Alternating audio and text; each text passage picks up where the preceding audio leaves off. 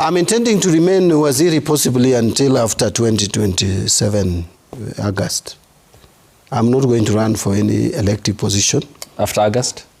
After August, I hope His Excellency the President, after winning, God willing, will still give me an appointment. Wow. I have taken a conscious decision, I believe, not to run. Speaking of cutting the fat, the presidency was assigned, was it about 8 billion shillings? Yes. In its first 6 months, it spent 11.6 billion Kenyan shillings. Yes. Does that make sense? I mean, the places you say we need to cut the fat or cut the cloth according to your size. You see... and that's just one example. Yeah. That is the example that is always given, you know. It's like the only budget, Jeff, that you see is that one of the presidents. That's because it's screaming but again, in our faces. Welcome back, ladies and gentlemen, and thank you very much, guys, for your great support. Now, fellow Kenyans, sometimes, whenever these people are going for these interviews on national TV, I normally wonder whether they listen to themselves or they're just going for the sake, or they're just going to do it. No, they normally go to so that they can impress Kenyans. I've really listened to John MBADI, and the truth of the matter is, I've not heard anything constructive that John MBADI have said. The only thing that I've heard John MBADI saying is talking about pay as you earn, that they're going to do the reduction. The president talked about it. John MBADI has talked about it. Kenyans are requesting, they're going to do, because somebody have requested for that percentage to be reduced to 5%. John MBADI is saying that they're going to do that reduction. In fact, they're going to do a public participation so that Kenyans can also say what they want. So you see that level of impunity, that level of, at the end of the day, we are the bosses. Boxio Mundial says, please tell Mr. Badi we want a 5% reduction across all pay-AYE bands. It will, in fact, circulate more money into the economy and give the Treasury more. We are requesting, Mr. Badi, please have mercy. This suggestion about pay as you earn actually came from the government, this proposal. And we are going to put across to Kenyans. In fact, that is one of the assignments I'm going to start on immediately, on the discussion on how to reduce taxes on pay as you earn. Because there are different ideas that have come up. We came up with the idea of up to 30,000, 50,000. There are people who have come up with this 5%. We want to subject them to public debate. And then National Assembly we are going to give tax relief. Take it to the bank.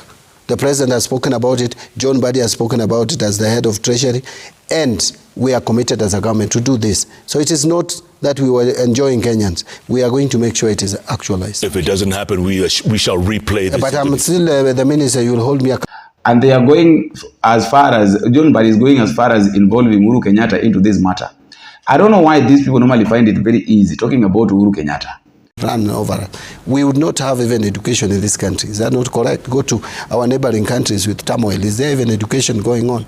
So we must also provide over 500 billion for security, and that covers Kenya Police, it covers prisons, it covers KDF and all security organs, including NIS. So our priorities are right. We have provided money where it should be. Agriculture, we have provided money that is required, for fertilizer subsidy, 19.1 billion. We have provided money for sugar reforms, 2.7 billion. We have provided money to support tea and coffee. And remember, Jeff, before President Uhuru left office, what problem did he have with the people from Mlima? The problem he had with the people from Mlima is that he neglected tea, he neglected coffee, he neglected milk, and of course they were talking about stalled roads. Today, the people from Mlima, I don't hear them talking about tea.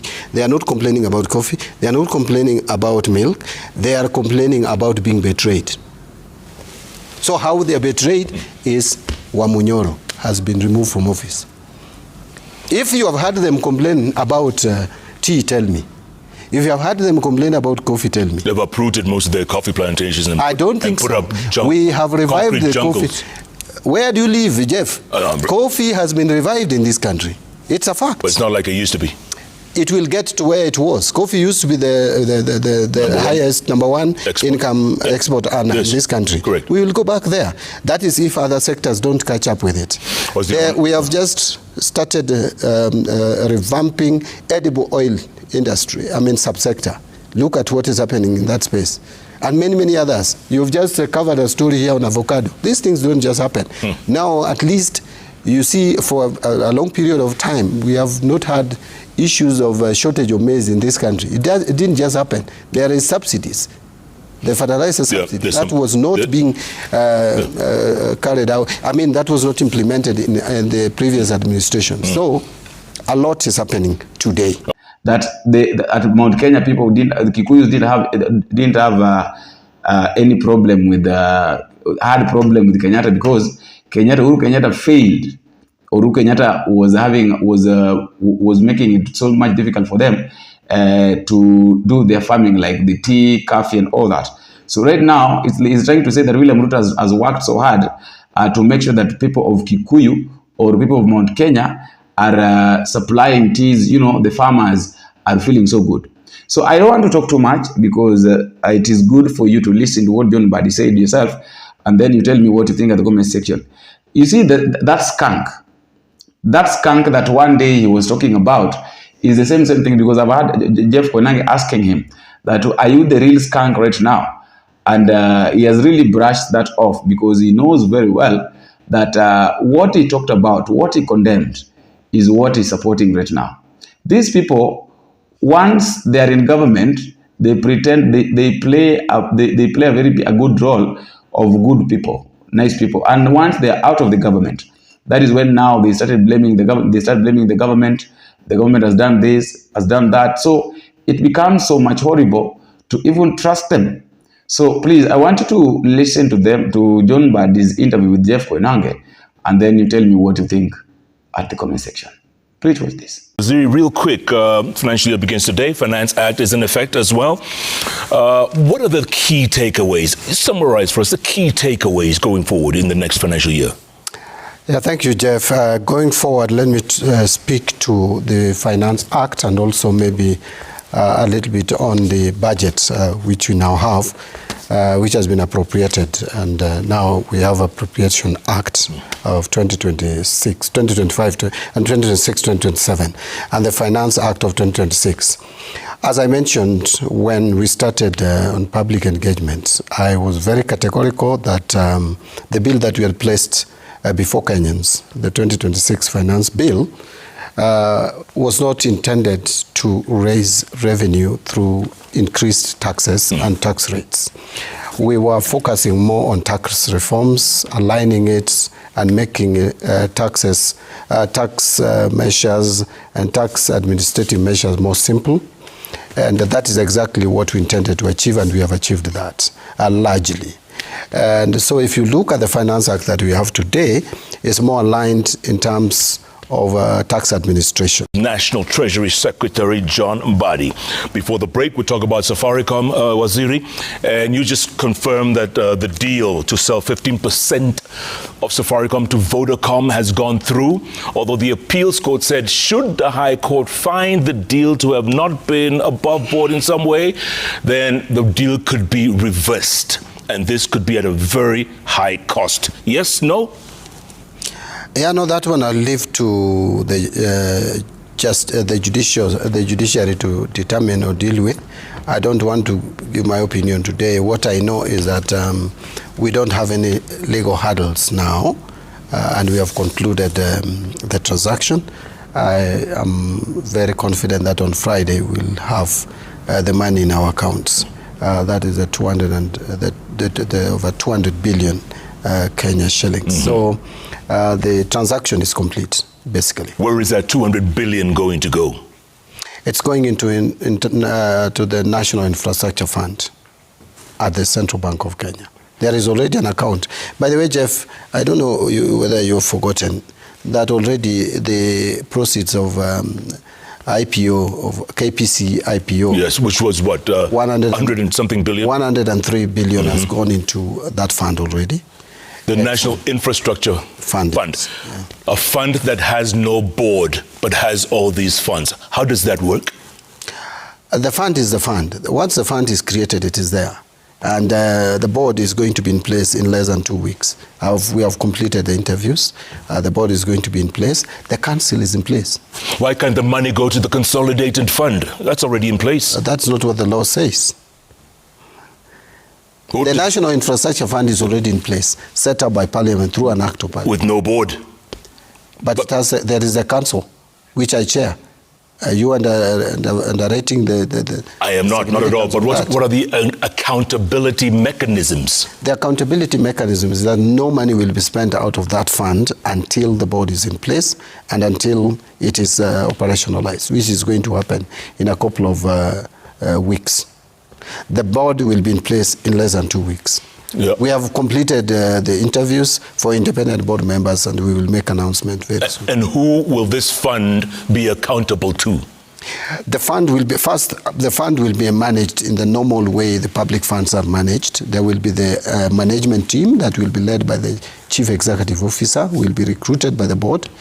The board is having the fiduciary responsibility to account for the fund and to run the operations and activities of fund in terms of coming up with the plans, coming up with policies, and then there will be an oversighting body above the board, that is the National Governing Council, which I chair, and we are 7 members of that council, where the Attorney General also sits, and Governor Central Bank also sits. We have other 4 independent board members who have also. It's not very good. It's not good. It's not good. Look, coming back to Vodacom and Safaricom, Vodacom buying 15% right now, right? Gives them how much total? How much do they have? 55? 55%. 55. Yes. What happens to our data sovereignty? And government systems, IEBC, you name it. You know, Jeff, I have heard that argument many times, and I've dealt with during my public engagements. I've said data protection is protected by our Kenyan laws. It's not about shareholding in a specific company. Even companies that are 100% owned by foreigners or external capitalists, they don't just do business here without the legal framework that we have.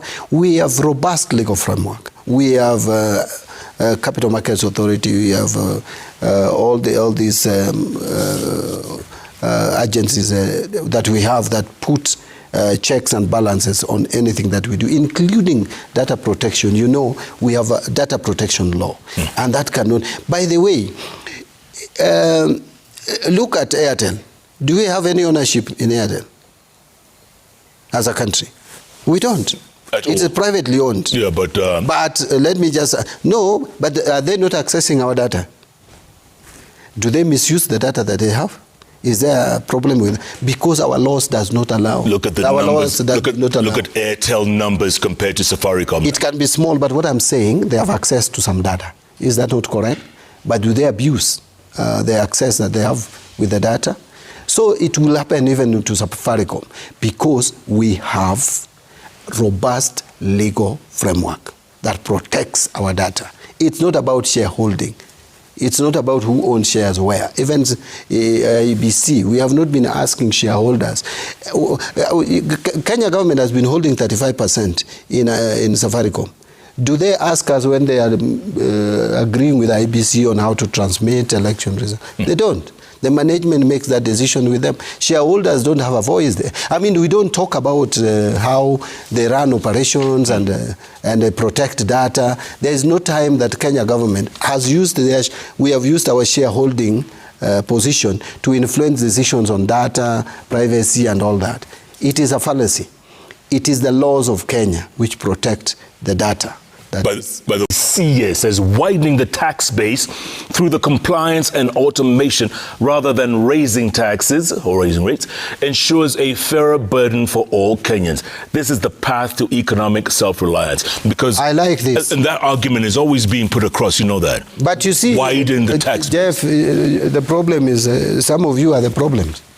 Some of us will. Yes, including probably yourself. Can I explain to you why? Please. You know, Kenyans will always talk about broaden tax base. Make sure everybody pays tax. When you try to bring these people to pay tax through legislation, they incite people against all that. Look at what they are doing. For example, when you try to ask people who have unexplained wealth in banks to account and pay taxes. We are not even telling them to explain. We just ask you, oh, we are seeing you have 5 billion that has gone through. Have you paid tax on it? Data privacy.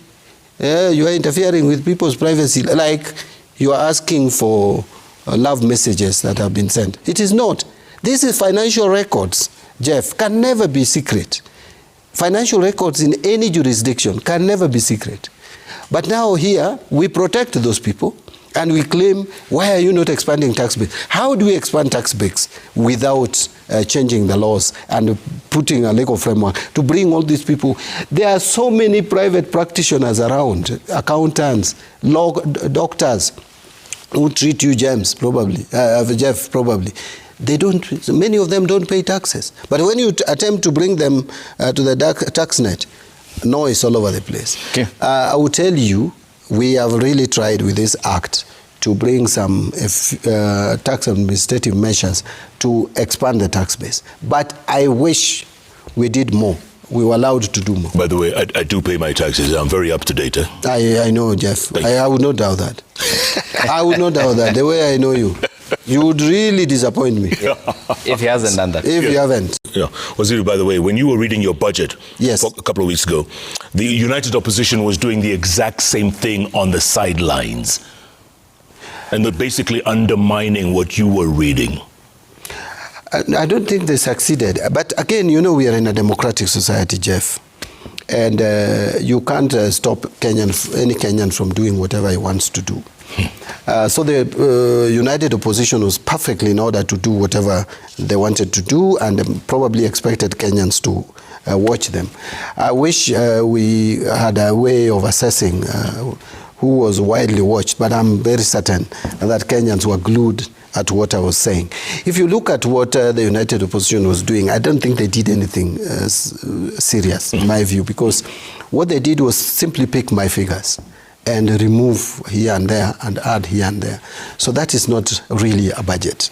A budget is something you sit and think through and do simulation and come up with alternative views. What is the alternative view that opposition came? If I may ask you today, what are the alternative views that United Opposition came with? Well, for one thing, budget is 4.8 trillion shillings and change. Exactly. The highest ever. Yes. 1.1 trillion will be from borrowing, most of it. 1,145 billion to be exact. From domestic borrowing. Both domestic and external. External is 116 billion. Only? Yes. As opposed to 900 billion? Yes, almost close to 1 trillion. Correct. Right. Yes. I mean, how is this going to benefit medium and small scale businesses? Because banks will lend to the government in a minute. Yeah, that is and you're crowding out the SMEs. That is, Jeff, correct, that if you are not careful and you government borrows more from the domestic market, chances are that you can easily crowd out the private sector. But I will tell you, Jeff, we have done our analysis and assessment of our economy. I will tell you we have a very robust capital market. We have a very liquid capital market. That does not mean that we should be reckless in borrowing from the domestic market, but we have a very liquid domestic. Finance Act introduced 40 shillings a kilo on imported sugar. Yes. You yourself, a lot of experts have said that local demand cannot sustain the supply, right? Or local supply cannot sustain the demand. But how is this going to affect the local cost of sugar? I don't think it will.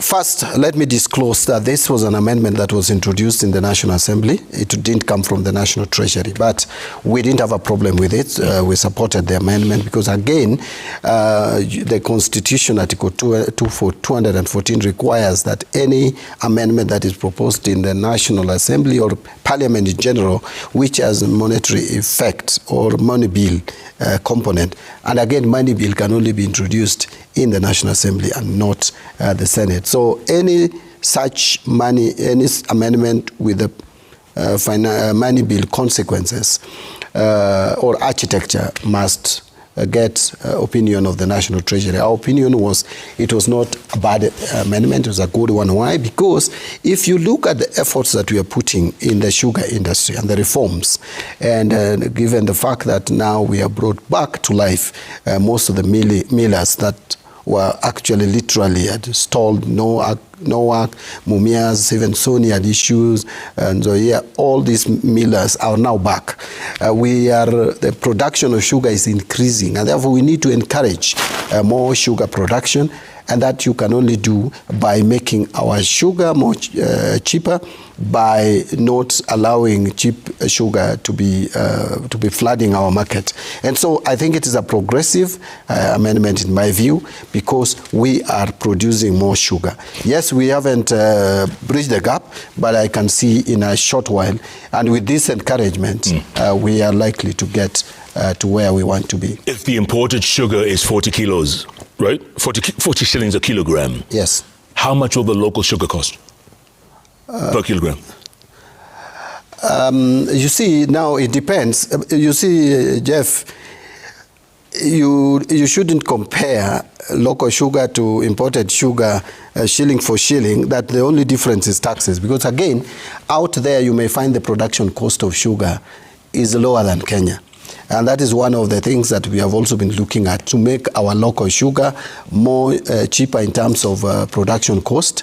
So, but in the event that they were the same, then now you get the difference in terms of the tax, and you see how the local sugar can be cheaper. Why not enhance productivity so the local that demand you talk about, or the supply, can at least meet the demand? You can only enhance productivity by making creating more market and demand locally. I mean, if you allow the market to be flooded by imported sugar, you'll not be encouraging production of sugar. By the way, Jeff, enhancing productivity is not something that you order people, you call them in a baraza and order them and give them direction, that tomorrow I want each one of you to put 5 acres under sugarcane production. You must motivate. And one way of motivating is by making our sugar have the market, have the demand. One way of doing that is to discourage. By the way, SMEs, small and medium enterprises, has been one of the key pillars of the Kenya Kwanza administration. That's right. Right? Yeah. How does Mama Mboga compete against the government? It's going to be impossible. In terms of what? Borrowing.